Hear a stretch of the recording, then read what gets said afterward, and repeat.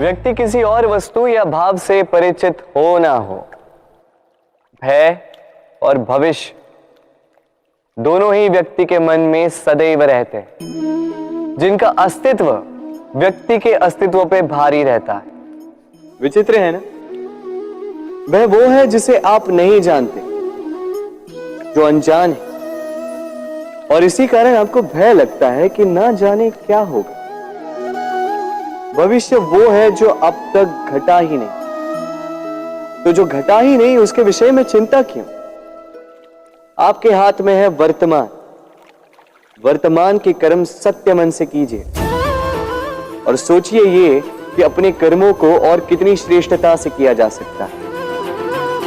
इसलिए आप विश्वास कीजिए,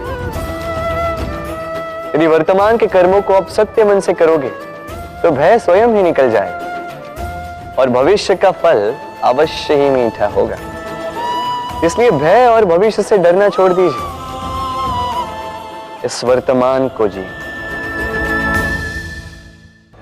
जीवन में हम कई लोगों से मिलते हैं। आप भी ऐसे कई लोगों से मिले होंगे जिन्होंने स्वयं को असफल मान लिया, निराश हो चुके हैं, जिन्होंने ये स्वीकार कर लिया है कि इस जीवन में उनसे कोई कार्य हो ही नहीं पाएगा, वो कुछ कर ही नहीं सकते, किसी कार्य के वो योग्य ही नहीं।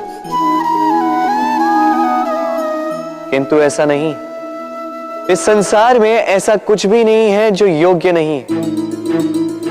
कोई ऐसा अक्षर नहीं है जो किसी मंत्र का भाग ना, कोई ऐसी जड़ी बूटी नहीं है जो औषधि ना, कोई ऐसा विष नहीं है जो समय आने पर अमृत ना बन जाए। और इसी प्रकार कोई व्यक्ति अयोग्य नहीं होता, उसे अयोग्य बनाती है उसकी सोच। इसलिए स्वयं को जानो, जान जाओगे कि आप क्या हो। अपने अंतर मन को जगाएं। आप देखेंगे कि जिस संसार की नींव ही बनी है आशा से, उस संसार में निराशा, हताशा और हार जैसा कोई भाव अस्तित्व ही नहीं रखता। इतना सुंदर पुस्तक है, सुंदर आवरण है, सजाए हुए पृष्ठ है,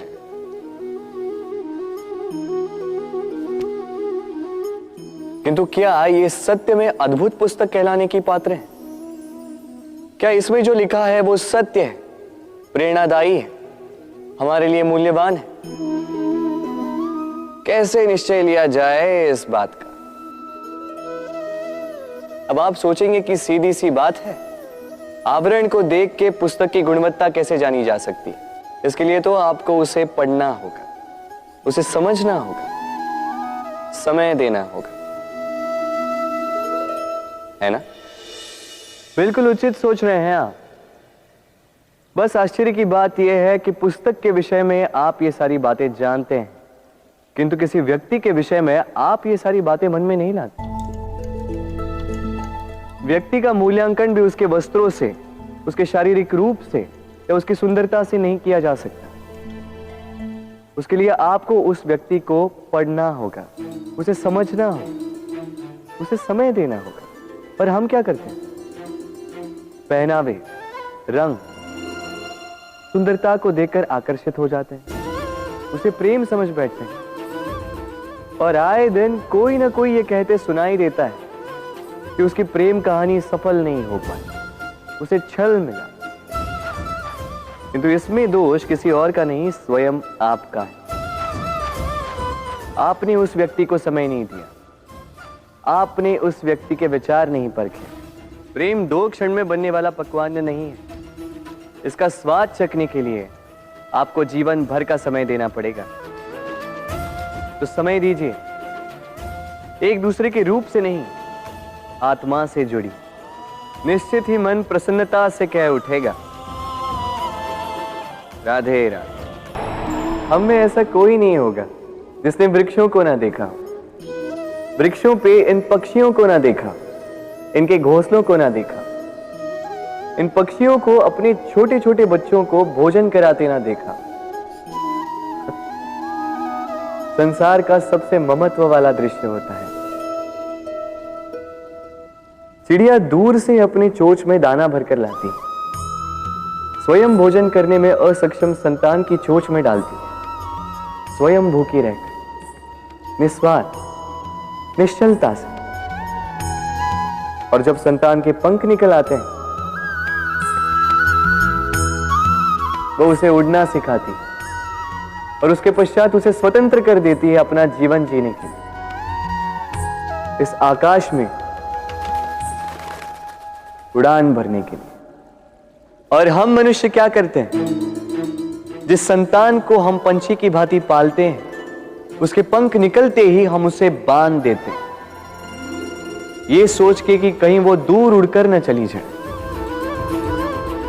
ऐसा नहीं कि इस स्थिति में माता पिता को संतान से प्रेम नहीं है, अवश्य, किंतु इसमें प्रेम पर मोह भारी पड़ जाता है, जो स्वयं अपने और संतान के भविष्य के बीच में बाधा बन जाता है।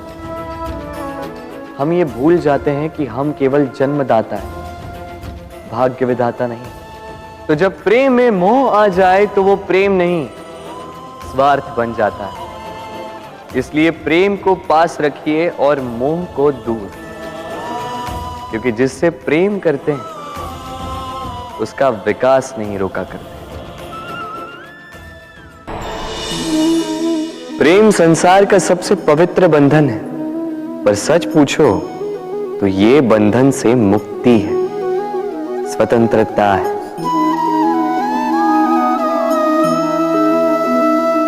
नहीं समझे? समझाता हूं। यदि कोई आपका प्रेम ठुकरा दे, यदि कोई आपका प्रेम समझ ही ना पाए, तो क्या होगा? कुछ उदास हो जाएंगे, कुछ छल करके प्रेम पाना चाहेंगे, तो कुछ बलपूर्वक प्रेम पर अधिकार करना चाहेंगे। किंतु यह आवश्यक नहीं कि जिससे आप प्रेम करते हो उसे भी आपसे प्रेम, क्योंकि प्रेम कोई वस्तु नहीं है, न राज्य है, न धन जिसे आप बल से अपने वश में कर सको। प्रेम वो शक्ति है जो आपके लिए हर बंधन तोड़ सकती है, किंतु स्वयं किसी बंधन में नहीं फंसती। तो जिससे भी आप प्रेम करते हो उसे स्वतंत्र छोड़ दीजिए, क्योंकि स्वतंत्रता ही वो भाव है जो जीव को सबसे अधिक प्रिय है। प्रेम सच्चा होगा तो उसे अवश्य समझ में आए। तब तक के लिए निस्वार्थ भाव से प्रेम कीजिए, स्वार्थ हट जाएगा तो प्रेम आ ही जाएगा और मन प्रसन्न होकर बोलेगा, राधे राधे। जब भी प्रेम की बात आती है, हम सबसे पहले मन में एक नायक और एक नायिका का चित्रण कर लेते हैं। क्यों? आपके साथ भी यही होता है ना? पर क्या प्रेम केवल नायक नायिका के आकर्षण का बंधन है? नहीं, प्रेम तो परिवार से हो सकता है, माता पिता भाई बहन से हो सकता है, सखा मित्रों से हो सकता है, देश और जन्मभूमि के लिए हो सकता है, मानवता के लिए हो सकता है, किसी कला के लिए हो सकता है, इस प्रकृति के लिए हो सकता है। पर प्रेम कभी उस पन्ने पर लिखा ही नहीं जा सकता जिस पर पहले ही बहुत कुछ लिखा हो। जैसे एक भरी मटकी में और पानी आ ही नहीं सकता। तो यदि प्रेम को पाना है तो मन को खाली करना होगा, अपनी इच्छाएं, अपना सुख सब त्याग कर समर्पण करना होगा। अपने मन से व्यापार हटा दो, तभी प्यार मिलेगा और मन प्रसन्न होकर बोलेगा, राधे राधे।